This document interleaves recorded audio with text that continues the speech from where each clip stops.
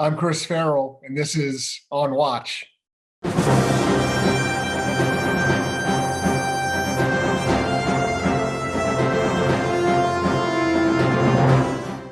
I'm Chris Farrell. Welcome to this edition of On Watch. I am very pleased today to be able to introduce you to a friend and colleague of several years, Pamela Browne. And Pamela comes to us with a really incredible set of experiences, a 30-plus year veteran producer of news broadcasts.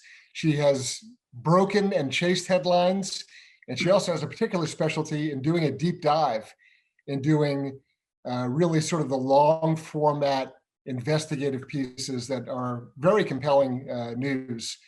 She's worked for just about everybody, CBS, NBC, Fox. You may remember a lot of her work at Fox. She was the producer for and did tremendous investigative reporting with Catherine Herridge, who's now over at CBS. And Pamela now is an independent producer and investigative journalist. She's currently working on a documentary looking at the contributions of women in military, peace, security type operations. So, Pamela, welcome to On Watch. It's great to have you join us. Nice to be here, Chris. Big fan of everything that Judicial Watch does and needs to do. That gives me an opening. You guys should be doing a big documentary. That's not a bad idea, actually. I think it's a great idea. Yeah. We can have kind of a far-ranging discussion today on all sorts of topics. There's almost too much to talk about, really. Exactly. You and I chatted before our talk here, and one of the things that comes up is actually some news that we broke about the release of documents out of the State Department that have to do with Christopher Steele and the Russia hoax. I would refer our viewers back to our website to look at that reporting that just came out in the last couple of days. But what it shows is not just the deep state, it's what a friend of mine calls the counter state. Give me your impressions of what was going on at the State Department with respect to Christopher Steele and the dossier, and what was the sort of layers of it. It wasn't just the FBI and the Justice Department. There were actors in the State Department. What's your take on that? Chris, it is just so great that someone is focusing on these details, because when you stand back and look at everything and how it was orchestrated, I'm always drawn to the changing answers as to when Christopher Steele was officially hired by Fusion GPS. And that would be Mr. Simpson, Glenn Simpson, Peter Fritsch, who, it seems to me, he was always on their payroll. We've now learned that from the documents that you have uncovered as well, that he never quite left the payroll. He was on the payroll of the FBI as a CHS, but it was very important that he kept his work going with Fusion GPS. So I look at apparently, according to Mr. Simpson's testimony, he, went off to England and met Christopher Steele in an airport and hired him. I believe he says May or June. They always say it, May or June, or could have been March. It's always a shifting date. And I think that's something that you guys confront. But I have never seen a more, how can I say this? Overly enthusiastic spy for hire that was just being repeatedly trotted out by Mr. Simpson, trotted out to unwilling, or rather pets, as I call pet journalists of Mr. Simpson. But he was going in and out of the State Department. And we know Mr. Weiner is highly politicized with Mrs. Clinton's failed efforts in Libya. That is the biggest thing that jumps out to me on the new documents that Judicial Watch has obtained. And I want to draw your attention to one that jumped out after I read them over the weekend. It's just that after all this testimony where Weiner says he didn't tell anybody that he knew Christopher Steele, it's like you guys uncovered emails in 2014 where it's like, keep the reports coming. What was that one thing? I love this. This is July 1st, 2014. Weiner, you guys obtained, Judicial Watch obtained correspondence showing Weiner writing to Victoria Nuland. Again, July 1st, 2014. And I love this. Christopher Steele is a good friend, and I do trust him. Redacted. I told him we don't leak. That would be other parts of the USG, United States government, and do not worry. Nuland responds, love these, thanks. So that's one of my favorites that you guys dug up. So, I think a lot of our viewers hear names like Christopher Steele and they see these sort of associations with various government officials. But I mean, he's not alone. There's other characters like Steph Halper, who's one of Yes. these long-term on contract to who knows who. Yes. Joseph Mifsud. How do you, when you look at the Steeles, the Halpers, the Mifsuds, these sort of utility government intelligence, law enforcement kind of, they're like in the bullpen. They're like pitchers that you call in, when you get in trouble. That's an excellent point. How do we run a government when you have these sort of operatives loosely floating around on the payroll that are available to do hit jobs like this? That's an excellent question. And I'm always fascinated when what actually they're getting paid to do emerges. Because as you know, it's expensive to be flying around to these conferences where everybody just kind of aggregates and exchanges rumors, innuendo, or orchestrates an investigation, which I think is at the core of what Mr. Simpson and others like him, including Mr. Halper, they orchestrate, they trigger investigation. So I don't know what you want to call that. It's just it just gives you chills. It's like, I've spent a lot of time in Eastern Europe. I've spent a lot of time in Saudi Arabia. I covered civil wars, and I know when someone says, round up the usual suspects or investigate these people, but it's just stunning to me, the abuse of the most powerful entities in our country.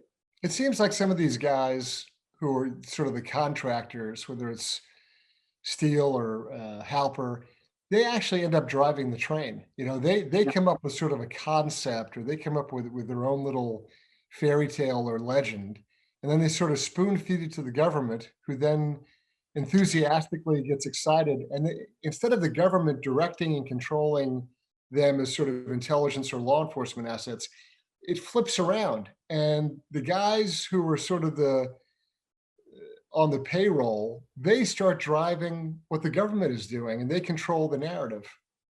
Right, and then don't forget the role of the people in the press, because it was one thing that struck, no pun intended, please. One thing that was something that Harridge and I always talked about is that when the story started getting out there about the dossier, we started hearing this burbling, and we're like, what the hell? I mean, we're both pretty plugged in. She's not hearing anything. I'm not hearing anything. And it was clearly being just, sprinkled by Mr. Simpson, because in the testimony of his Mark Elias, the big legal cheese who's head of the, he's doing everything with DNC. He says he approves all monies. He's in charge of Fusion GPS. Everything comes to him. He knows everything, but he knows nothing. And it was just like one-stop check writing for anything they wanted to do. And that's disturbing, very, very disturbing, because it was all just so dribbled out. And that's why I find the role of Fusion GPS just deeply disturbing. And how Senate, I can never get this one, the SSCI, the big giant 900-page thing that they came out a couple of months ago, is that they let Simpson submit his book. They entered that into the public record. His book that he wrote with Fritsch, Crime in Progress. He just refused to cooperate. What does that mean to you, Chris? I'm just like stunned by that. Yeah, there's the big question. So Simpson obviously is at the very heart of all this. I always like pointing out to people that the folks that get all excited about the Trump Tower meeting with Veselnitskaya, the Russian attorney who I interviewed her, yeah. And we'll talk about the interview with her in a second. But before she went into Trump Tower, who did she meet with? Glenn Simpson of Fusion GPS. She goes in, she has this very weird meeting that everyone's kind of looking at each other like, why are we here? Why are we doing this? She then leaves the meeting at the Trump Tower. Who's the next person that she meets with right away? Glenn Simpson, Fusion Yeah. GPS. So back when I was an intelligence officer, we used to call that dispatch and recovery, right? You would dispatch an agent, they'd go and do their operational activity, they'd come back out, and then you'd meet them again and tell what happened, who did you see, what, you want the full details. Right. So Glenn Simpson is clearly handling Veselnitskaya, as you would any other intelligence asset. He brings her in, gets her briefed up, shoots her into the tower. She goes in and has this meeting at Trump Tower that nobody's really entirely sure what happened or who did what to who. She leaves, comes back out. Who does she meet with? Glenn Simpson. I mean, this is so blatant. And look, the objective was just to have her get into the tower and have a meeting. It doesn't matter. They could have recited nursery rhymes in the meeting. It doesn't. Right. They just need to put them all in the same room together in order to generate or create the crisis of, oh, they met with the Russian woman, and Simpson still is walking around doing what he's doing. Zero consequences to him. Like you said, they let his book go into the official record for the report. Yes. So you mean he gets to do whatever he does, no consequence, no penalty, no nothing. And so in light of that, when you interviewed Veselnitskaya, what did she say to you? Pamela, I tell you the truth. This report, I'm doing my accent of her, but she thought the writing of the dossier was beneath Glenn Simpson. She goes, he's a much better writer than this. That's what she was talking about. Yeah. So she thought it was poorly written. She was very focused on Magnitsky. Now, the funny thing about it, she denied, we asked her in this long interview, we asked her her relationship with Denis Katsiev, because she was in town in New York City for the Trebizond hearing, which had a lot of sanctions and, the Magnitsky, I can never say it, Magnitsky, yeah. Thank you, I'm stumbling here. And they were she was efforting trying to get those sanctions lifted. And she was obsessed with Bill Browne, all that. And Simpson was doing work on that case. But, he testified and kind of dissed her in his testimony. And he said, oh, she really wasn't a player. She was, pretty good and a lawyer. Well, it turns out after our interview, she did admit that she's quite high up in the intelligence regime in Russia. She is not a stupid woman at all. And I thought of course, she claims she doesn't understand English. She does. And she speaks very good English. And I was stunned. The other thing that jumped out to me, Chris, is that how many translators were in that room, right? And Glenn Simpson does it. He hires, he's got Baumgartner, she's got two of them with her, including Renat Akhmetshin, who's in that meeting at Trump Tower. What does that matter? Talk about that. How does that matter? What's the significance of that? Let's put it this way, Chris. Look, I don't know how many people are involved in this broadcast, but do we need 3 translators? I'm asking you. What do you think? I might. I'm a little slow, but yeah. No, I mean, and attorneys, we know but 3 translators. Why?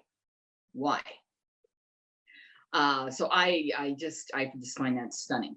And I do understand that there are things that can be lost in translation, but if you're coming in for a 15-minute meeting, right? And and then she's having lunch. She went into the theater with Renat, and then she went back to DC and had dinner with Glenn Simpson and his wife, Mary Jacoby.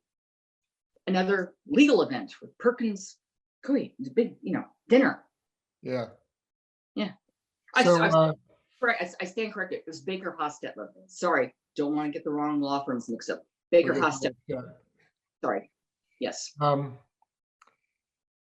So we've talked about these new emails out of the State Department and the involvement of people like Victoria Nuland and others going way back, going years back, and Christopher Steele and his involvement. We've looked at, Veselnitskaya, Steele, and Fusion GPS with respect to Glenn Simpson. You know, you've done a ton of reporting. You've turned up all kinds of very unpleasant facts that people would rather not have made public. Judicial Watch does what it does. Some people like Devin Nunes do what they do. And so, you know, there's a lot of people that are terribly frustrated. They say, wait a minute, how did all this stuff has been turned up and all these records and documents have been produced? The president just last week, you know, put out probably his fifth ultimatum demanding that everything be released, and his staff dutifully ignores him or subverts him. It's an outrageous. The president says, release everything and make it public. And they all smile and shake their heads and say, yes, sir. And then they run out in the hallway and invent ways not to turn stuff over. The president is not well served. But maybe that's a spreadsheet. They just said, what can we give them? Let's give them the spreadsheet, right? Another great, yeah. So it's the same set of documents and they just sort of rearrange it and they put it in a new format. Excellent. And Excellent. they expect people just to sort of chase their tails and look at the same thing over and over again. Come on, you got a bunch of lawyers. We're all tired of this stuff, right? Yeah, we're all. Yeah, but I mean, but you produce something like that, and people want to know what's going to happen. What happens to the bad guys? What happens to the people that have been lying and twisting and plotting? And why are there no consequences? Which really takes us to the Durham report. So, I mean, and now Bill Barr is walking around Capitol Hill whispering to people saying nothing's going to happen before the election. Surprise, surprise. What happens with Durham? What are the consequences? Where do you see this going? Well, I wonder, and at the core of it, I believe something can happen. I believe the tentacles, and one of your colleagues, Matt and I were talking about this, the tentacles, the scope of this rot, this corruption is so immense. And that is, you know, I believe, so Barr has got what, 2 different jurisdictions, right, investigating right now. There's one in Missouri, one in Texas. Am I right on that, I think? That's my understanding. Yeah. And so what are we going to get after all this besides paper cuts? I mean, unless there are indictments, and look, this guy Kleinsmith, the one kind of third string attorney that gave this half-hearted plea deal that he lied about lying or whatever. Yeah, altering an email about Mr. Page. Yes. Yeah. About is that the only scalp? Is that the only? No, I sincerely hope not. One of the most disturbing thing is to see people like, well, let's go through the people that they're on camera, have contracts with media. Mr. McCabe, I believe he's still at CNN. I think isn't that where he is? Yeah. McCabe, and so is Brennan. So, and they just continue to be on television and lie. So in other words, it's just like, I don't think I've ever seen people under an active criminal investigation that are allowed just to be hired and to spew additional lies or alter history or change facts. I mean, look at Mr. Brennan finally being confronted with his handwritten notes, where he has publicly said things that are not reflective of those notes. And right. I find that, so what happens then? Do they get, so you're gonna say, like, everything I've said in my appearances, someone should total up the minutes they've been on television. Like, you had 575 appearances where you lied and said the same crap 589 times. Right. You know, that's appalling. And to the average person, they're confronted with life. They've got family, education. What is this saying about the future generations, that this is just such lies and failure to enforce the law that is the same for all? I mean, that is the part that I just can't get. And what is the law for lying to Congress? I guess nothing, right? What happens, Chris? Apparently not. I mean, and then, even when they're lied to, their behavior and conduct is so weird. You'll recall that Comey was sitting in front of the Senate Intelligence Committee, and he revealed that he had run out to his car and immediately made notes about his briefing and his discussions with President Trump. Yes. And then, and that he had then leaked them through his attorney friend back to the New York Times. And when he finished saying that, rather than having the sergeant at arms of the Senate come in and place him under arrest, which is what should have happened, these senators sat there and they clapped like trained seals. They Mm. thanked him. They said that he was a great American and all. This guy just admitted he broke the law like 4 different ways, and they all think it's fabulous. And they thank him for his patriotism and his service to his country and blah blah blah blah blah blah. I mean, the disconnect is just astounding to me. I can't. Uh, I mean, here's the other really scary thing, in my opinion. If you get President Biden, you'll never hear another syllable of this. I Yeah, to mean, try to drag it Judicial out. will keep talking about it, but there will be every investigation will be shut down. Every document will be suppressed. It'll all go down the memory hole, Mm. That is disturbing, and I find, I admit, I did buy Peter Strzok's book. I wasted $27. I apologize. It is like, and I found it stunning that I guess it had to be vetted, but he could not even mention Lisa Page in it. She's not mentioned by name in it. And all of his, everyone has a nom de guerre first name, Derek. Yeah. The whole thing is just alternate universe, as it was with the Mr. Comey's, who seems to be always queasy or nauseous, right? That seems to be his favorite. He uses the term. He's always queasy. He's a little bit nauseous. God, this guy. I hope this guy gets a nice medical workup here. A very delicate constitution. I guess, but I guess maybe that's it. They just keep pounding their version of the truth, and now we're back to like North Korea land. It's just like they just keep saying, repeating the lies, and not that but they're not being confronted with the actual record, and that is a difficult challenge for this country. And something's got to happen, really, it really does. And I don't even know why they should have no shame. I mean, why would you hire somebody who's under active criminal investigation? I don't understand that. Yeah. I mean, aren't there other people that deserve jobs? Pamela, looking ahead, what, if you're comfortable with it, can you share with us any story that you're currently working on, or any project, any sort of a larger project that's sort of on the horizon for you? What are you up to? What kind of mischief? Well, I remain committed to doing even a better documentary on all this that we're speaking about, because it needs to be done. And so many people, so much good work needs to be recognized. And I think you guys have just a wealth of material in the Judicial Watch archives. That's number one. But number two, I did 102 hours of war stories with Oliver North, which was a very successful franchise. And I would very much like someday to do one that focuses on the contributions of women. And that goes beyond women, is warriors, it's intelligence officers, it's everyone. There's just so many of those war stories, as I call them, war stories that deserve to be told. And there's so much service and sacrifice by women you very don't know about. So that's a pet project I'd like to do, but we have to keep holding people accountable, Chris. Come on. You've got the big Judicial Watch here. Let's go. Come on, let's go. We're not going anywhere. We've been around now for about 25 Good. years, and we'll be around for another 25, I'm quite certain. Yeah. Come on, all those wonderful deposition tapes. Come on, Chris. You got to get those. Yeah, Judge Emmett Sullivan. Chris, I've asked you for these before. I said, come on, Chris, give me one of those. They're under seal by Judge Emmett Sullivan, of General Flynn fame. There's some great depositions of people like Huma Abedin and Cheryl Mills that would be fascinating to show those videos to the public and let them see their behavior. I'm standing here, Chris. My motto: life is edited. That's my motto. I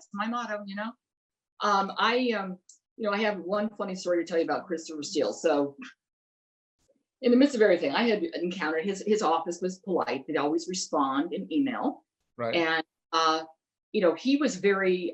One of the things I found fascinating on his first meeting on July 5th. So, I'm obsessed with July 5th, 2016. So, we're all watching James Comey give his press conference on Mrs. Clinton's email practices, and then we're all going like, what? At the same time, on that same day, an FBI agent, Steele's handler, is meeting with Steele in Steele's office in London. Now, what was fascinating, and you're reading all this, and so the FBI handling agent one, his name's been out there, but they kind of still, he's testified as redacted, Mr. Guetta. He says he didn't have time to enter it in the system, but he had things handed to him. He did nothing with them. And that became a problem. That became a big problem. But I found that Christopher Steele was upset that when he was reading things, his own attorney says that wasn't true. It was Chris Steele with his partner, Chris Burroughs, who met with the FBI agent. So he was mad that the FBI didn't even put the accurate number of FBI agents that were meeting with him on that meeting. So I'm like, okay, we got another Chris. Okay, got another Chris here. So that was stuck out to me. And then later on, during this special counsel stuff, I made an inquiry about Guccifer, Marcel Lahel Lazar. Right. And I received an email response, which I still have to this day. And I can just give it to you guys because you don't have to FOIA for it or litigate for it. But they referred to me as Dear Mrs. Steele, which I thought was kind of funny in the actual email. So how about that? True. Crazy. True. Yeah, how about that? Dear Mrs. Steele. And I went, like, I'm not. And I said, look, that was pretty, okay, I'm keeping that. It means nothing, but that's wow. Yeah, people would never believe that is sort of outrageous. It's a funny exchange. It's a funny exchange. I corrected them and they apologized. I said, thank you. I still didn't get my question, but whatever. So Pamela Browne, thank you very much for joining us. We're very pleased that someone of your stature and experience, an investigative reporter and news producer with so much experience and so many insights, doing so many really in-depth investigative and documentary pieces, that you can come to us and give us sort of what really happened or what's the backstory to so many things. We're very appreciative of your time and thank you for joining us. Thank you, Chris, and let's do more. Come on, you got all the tapes. You guys got all the tapes. Let's go. Thanks again. I'm Chris Farrell on Watch.